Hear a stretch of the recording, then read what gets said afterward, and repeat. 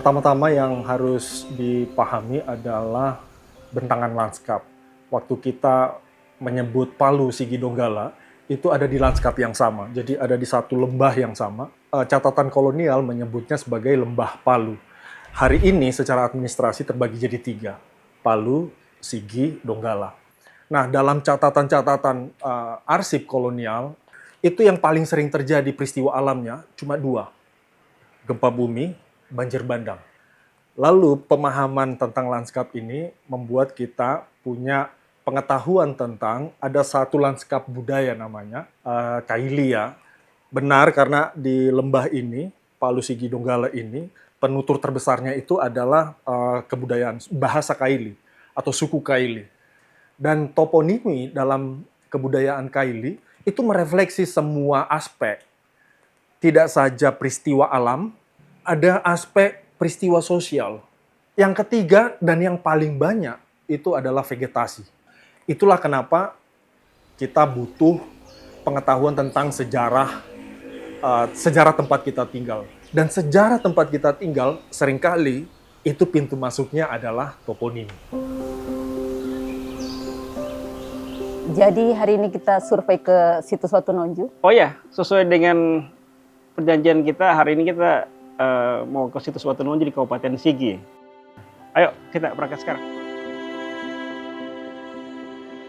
Toponimi itu adalah sejarah penamaan sebuah wilayah atau latar belakang kenapa sebuah wilayah itu dinamakan dengan nama-nama tertentu.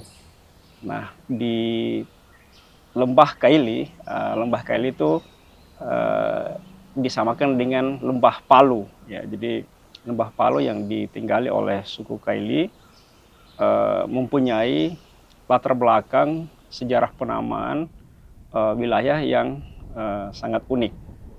Nah, misalnya ada nama sebuah kampung itu berdasarkan dari nama pohon. Ada nama daun, kemudian ada juga nama dari keadaan geografisnya. Kemudian ada juga dinamakan berdasarkan suatu peristiwa sejarah yang pernah terjadi di wilayah itu. Nah, itu monumen peringatan bencana likuifaksi 28 September tahun 2018. Jadi sebelum bencana di tanggal 28 itu wilayah ini itu kampung yang rame, itu desa Jono Oge. Jono itu alang-alang yang banyak sekitar sini. Oge artinya banyak. Jadi memang sebelum tahun 50-an wilayah ini tidak pernah dihuni. Makanya rawan bencana. Posisi toponimi itu sangat penting. Bahkan sekarang studi tentang toponimi itu sudah semakin maju dan diajarkan di beberapa universitas di Indonesia. Manfaatnya sangat besar bagi penulisan sejarah wilayah. Kemudian juga dalam pemanfaatannya itu bisa menjadi pertimbangan bagaimana kita mengambil sebuah kebijakan, misalnya mitigasi bencana ke depan, atau kita memberikan pengetahuan lokal, ya. Kita membagikan pengetahuan lokal kepada seluruh masyarakat. Suku Kaili merupakan salah satu suku yang cukup tua di Sulawesi Tengah di Indonesia, yang memang dari akar budayanya itu menggunakan tradisi lisan atau budaya tutur sebagai penyampai sebuah informasi, penyampai sebuah pesan kepada sesama anggota masyarakat di komunitasnya. Saya contohkan bahkan sejarah terbentuknya Lembah Palu itu sudah diceritakan secara turun-temurun bahwa misalnya Lembah Palu sebelum menjadi pemukiman seperti sekarang ini, itu dulunya ada laut. Ya, bahkan sampai di wilayah Sigi, di sekitar wilayah Desa Bangga itu tepi laut ya di masa silam menurut cerita rakyat. Nah, ternyata hasil penelitian geologi itu membenarkan, ya, jadi secara fakta ilmiah memang sekitar ribuan tahun yang lalu Lembah Palu itu memang masih laut. Nah, pada saat gempa bumi tahun 2018, di situ kita bisa melihat bagaimana dampak terhadap wilayah yang dari masa lampau sudah dihuni dengan wilayah yang baru dihuni mungkin sekitar 30 tahun. Pelajaran penting bagi kita bagaimana leluhur orang Kaili sebenarnya telah memberikan pengetahuan lokal kepada anak cucunya seperti pesannya bahwa wilayah ini aman, wilayah ini tidak aman. Saya kira begitu. Makanya studi toponimi itu sangat penting.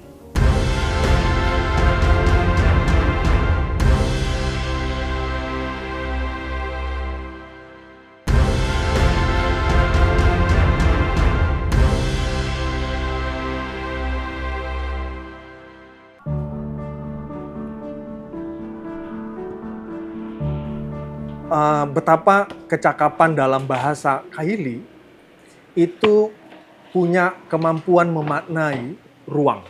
Saya punya contoh menarik masa kecil saya, itu cuma tahu misalnya di wilayah antara Talise dan Tondo itu ada satu kawasan yang disebut Tanah Runtuh.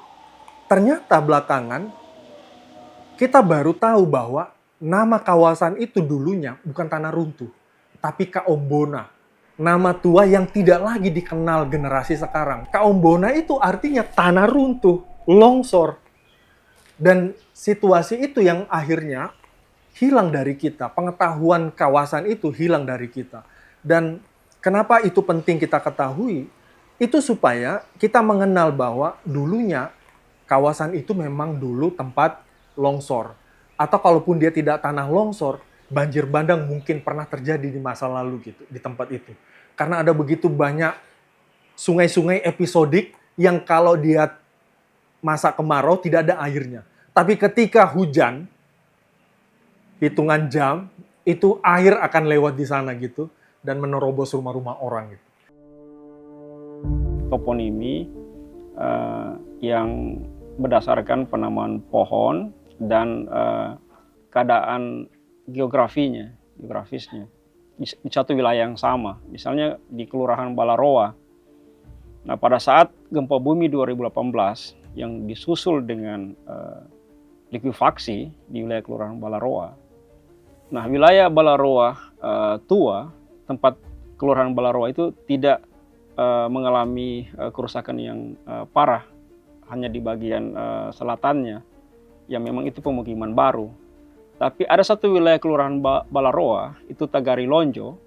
Tagari Lonjo itu artinya wilayah yang berawa-rawa, banyak alang-alang, dan memang itu bekas sungai kering yang dibangun pemukiman Perumnas di tahun 1980-an.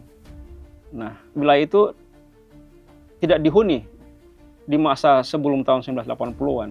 Nah, dibuat pemukiman dan akhirnya mengalami kerusakan yang sangat parah pada saat likuifaksi. Nah, ini kan memberikan pesan bahwa wilayah Tagari Lonjo memang tidak pernah dihuni dan wilayah Balaroa tua di sekitar pemukiman yang ada kantor BMKG itu lumayan aman, tidak terjadi apa-apa. Nah, ini kan memberikan pesan. Ada satu wilayah yang memang diketahui bahwa ini cukup aman, ada wilayah yang tidak aman.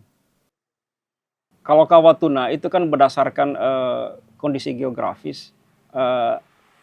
Kemudian juga kita bisa bandingkan wilayah satu kelurahan di dekat Kawatuna, yaitu Kelurahan Tanah Modindi. Nah, uniknya toponimi dari Tanah Modindi itu bisa diambil dari dua aspek. Pertama, keadaan geologis, ya, kemudian peristiwa sejarah. Nah, Tanah Modindi sendiri artinya adalah tanah yang bergetar. Nah, kalau kita lihat dari keadaan geologisnya, wilayah daerah sekitar Tanah Modindi kan wilayah yang dilalui oleh patahan Palu Koro. Nah, kemudian pernah terjadi gempa-gempa besar melanda wilayah itu sehingga dinamakan Tanah Modindi, artinya tanah yang bergetar. Nah, jadi pertama berdasarkan keadaan geologisnya, ada patahan lewat wilayah daerah sekitar situ. Yang kedua, wilayah itu memang sering dilalui oleh gempa-gempa besar dan mengalami peristiwa gempa-gempa yang tentu di masa lalu banyak memakan korban.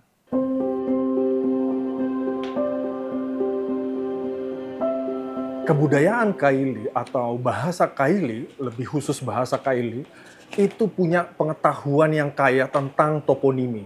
Dan pengetahuan yang kaya ini bahkan merefleksi apa yang kita sebut bencana hari ini. Saya akan ambil contoh misalnya Duyu. Kelurahan, ada satu kelurahan di Palu ini namanya Duyu. Duyu dalam bahasa Kaili adalah longsor. Dan kalau kita ke kelurahan Duyu atau satu bagian dari kelurahan itu, karena kelurahan itu secara administrasi tentu luas, tapi ada satu bagian dari kelurahan itu yang kita itu punya gambaran tentang memang tempat ini itu potensinya adalah longsor. Kalau kita ke Duyu ya, Duyu kan wilayah yang agak di punggungan gitu ya. Jadi waktu kita lihat punggungan yang di kelurahan itu, make sense, masuk akal kalau kenapa nama kampung ini orang tua dahulu kasih nama Duyu. Ada tradisi lisan dalam bahasa Kaili, saya temukan di kamus bahasa Kaili Ledo, itu seperti puisi, dan karena dia puisi, dia seperti metafora atau perumpamaan. Savanaturu ritondo nuduyu, benganaturu sabingga ribavona. Ular yang di perumpamaan ular yang ada di tradisi lisan ini, saya nganggapnya sebagai sesar palu koro yang kita miliki ini gitu ya. Ular tidur di tepian longsor. Benganaturu sabingga ribavona. Kerbau tidur di atasnya. Di sisinya. Jadi bayangkan kalau kerbau ini bangun. Itu yang terjadi di 2018. Kecakapan inilah yang ingin kita hadirkan harusnya di publik. Di generasi yang sekarang. Untuk mengenal betapa kebudayaan ini atau kebudayaan Kaili ini itu dia mengantarkan kita untuk masuk memahami tempat kita tinggal lewat toponimi, dan toponiminya khas bahasa Kaili. Toponimi di mana-mana bahasa lokal atau bahasa daerah setempat. Kalau di Palu, Sigi dan Donggala adalah bahasa Kaili. Kalau di wilayah Kabupaten Sigi ada satu kampung yang namanya Desa Watunonju. Watunonju dalam bahasa Kaili itu adalah lumpang batu. Nah di Desa Watunonju itu menurut toponiminya, menurut tutur, bahwa itu adalah kampung tua leluhurnya orang Kaili. Nah ternyata sampai hari ini Desa Watunonju itu juga masih dihuni oleh penduduk yang termasuk dalam berdialek Kaili Ija. Ya. Masih ada masyarakat yang menggunakan budaya tutur, yang menggunakan toponimi menjadi pertimbangan mengapa mereka masih bermukim di tempat itu sampai hari ini, yaitu adalah faktor keamanan dari bencana alam. Ada catatan kolonial yang menyebut 1907 dan 1909 itu ada gempa besar yang terjadi di Kabupaten Sigi gitu ya. Catatan kolonial itu yang akhirnya menjadi catatan awal mungkin ya di abad 20 tentang peristiwa-peristiwa gempa bumi yang ada di wilayah Palu Sigi Donggala ini gitu ya. Dari 1927 ke 1938 itu 11 tahun. Gempa bumi besar dan tsunami terjadi di Teluk Palu. Baru terjadi lagi setelah 2018. Jadi dalam rentang waktu 93 tahun, tidak cukup 100 tahun, tidak cukup seabad, Teluk Palu kita itu sudah mengalami 3 kali tsunami. Kita tahu bahwa kota Palu ini kota yang didatangi, urbanisasi ya. Lalu cerita itu akhirnya hilang dalam perjalanan waktu hilang. Itu karena digerus oleh ketiadaan pengetahuan dalam waktu yang begitu panjang gitu ya.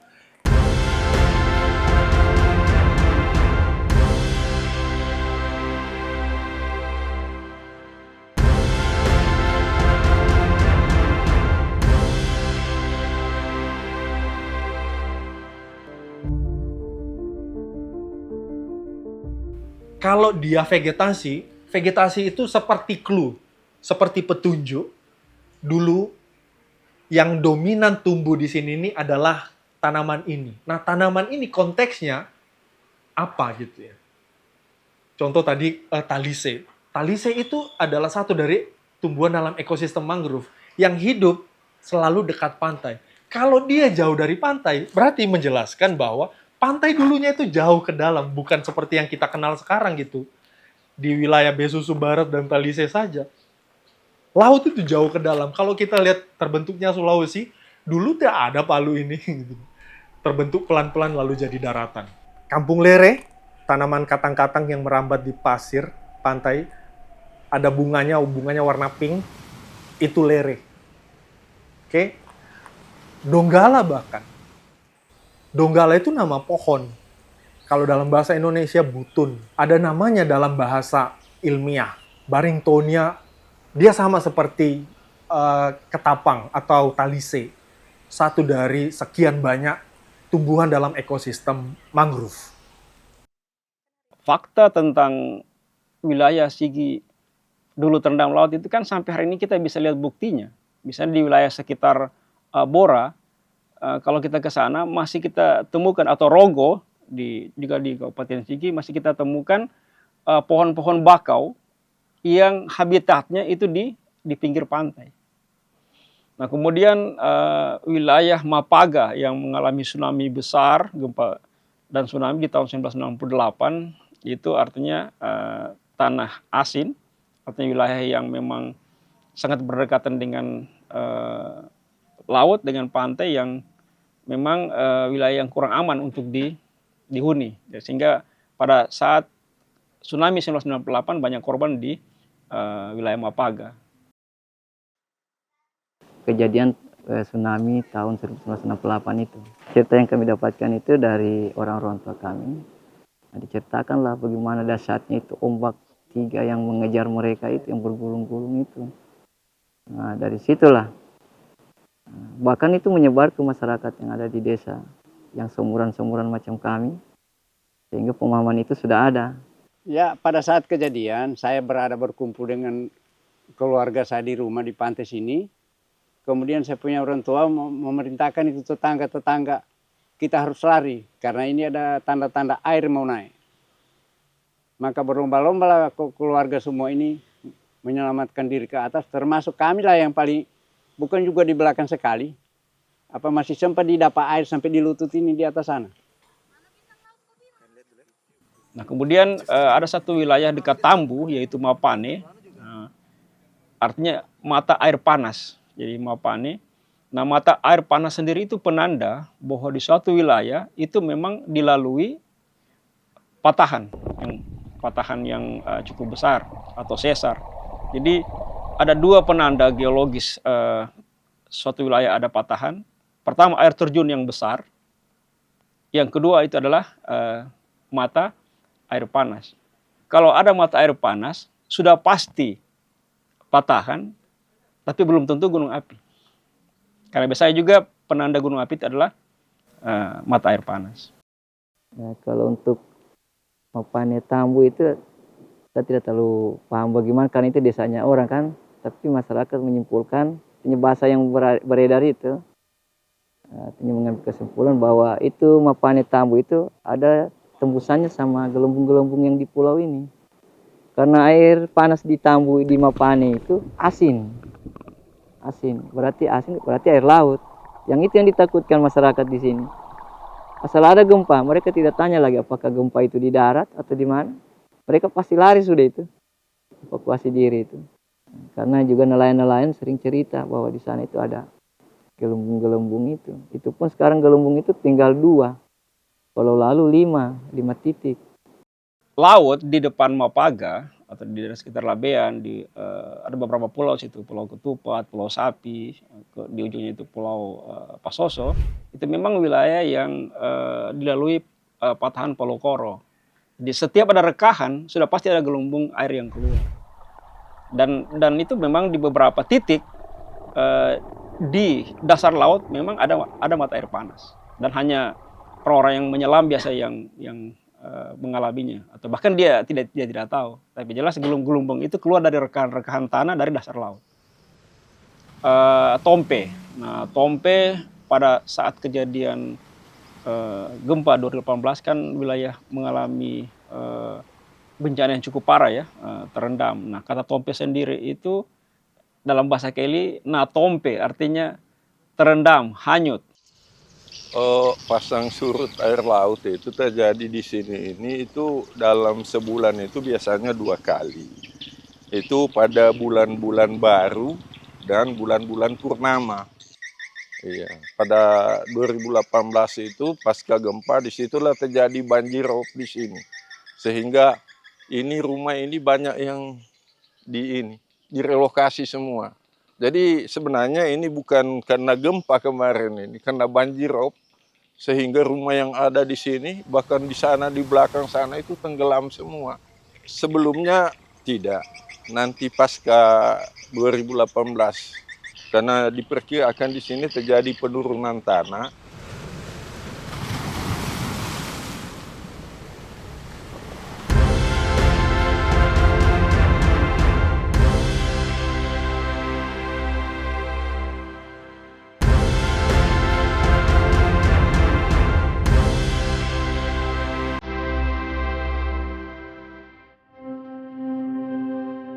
Kita baru tahu tsunami terjadi tahun 2018.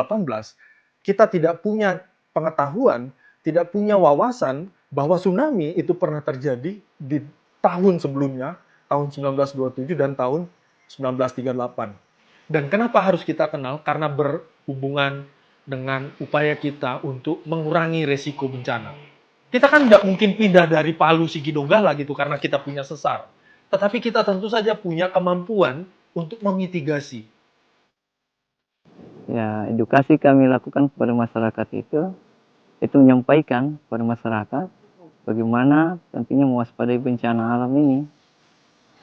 Berpengalaman kepada tahun-tahun yang pernah terjadi itu. Yang itu yang sering kita sampaikan kepada masyarakat. Bahkan kita bikin pertemuan dengan masyarakat itu mengedukasikan, bahkan mempraktekkan ketika ada bencana terjadi, gempa bumi terjadi, bahwa apa-apa saja yang kita lakukan dalam mengevakuasi diri dari rumah dan keluarga. Kalau masyarakat pesisir ini sudah paham tentang hal-hal itu. Bahkan kita sampaikan tentang rambu-rambu evakuasi yang kita pasang dari forum ini, sudah sampaikan semua itu. Ketika ada bencana, kita harus lari kemana, ke titik kumpul, titik evakuasi diri pertama sampai tempat evakuasi akhir itu.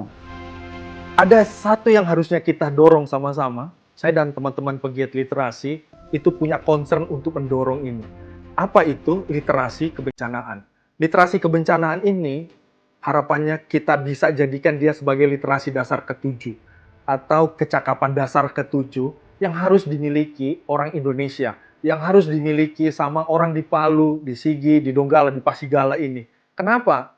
Karena bencana itu dekat sekali dengan kesehariannya kita sebenarnya ya. Literasi bencana ini jadi penting buat kita. Yang pertama adalah kita mengenal sejarah tempat kita tinggal. Bagaimana kita mengenal sejarah tempat kita tinggal ini? Kita mengenal toponiminya. Kita mengenal penamaan yang kenapa akhirnya tempat kita tinggal ini namanya A, B, C, dan seterusnya. Dari nama itu kita jadi punya kesadaran baru bahwa kita harus punya kemampuan mitigasi.